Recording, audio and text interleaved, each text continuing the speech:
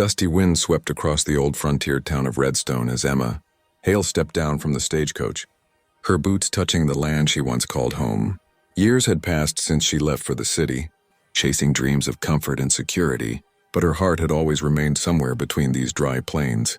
The town looked smaller than she remembered, quieter too, as if waiting for something or someone to return. At the far end of the street stood Luke Carver, the rancher whose name still tugged at her memories. He leaned against the wooden post outside the blacksmith shop, hat dipped low, his eyes locked on her with surprise and something softer buried beneath it. They had once been inseparable, two souls who grew up chasing Mustangs and sunsets, but life had pulled them apart before love had a chance to take shape. Emma felt her breath catch when Luke finally approached.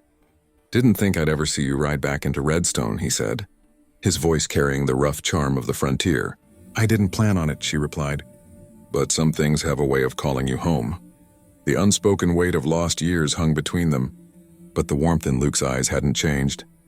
He offered to walk her to her father's ranch, and as they moved through the quiet road, every step rekindled the memories they'd once shared, laughing by the river, carving their initials into an old oak tree, promising they'd always be friends.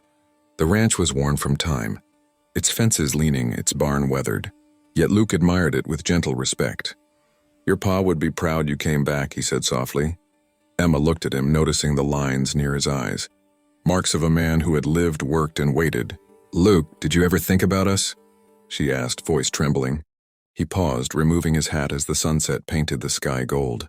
"Every damn day," he whispered. "I always hoped you'd return before the stars stopped favoring me." Her heart swelled with the truth she had long denied. She stepped closer, the wind curling around them like an old friend. "Then maybe it's time we stop running from what we were meant to be."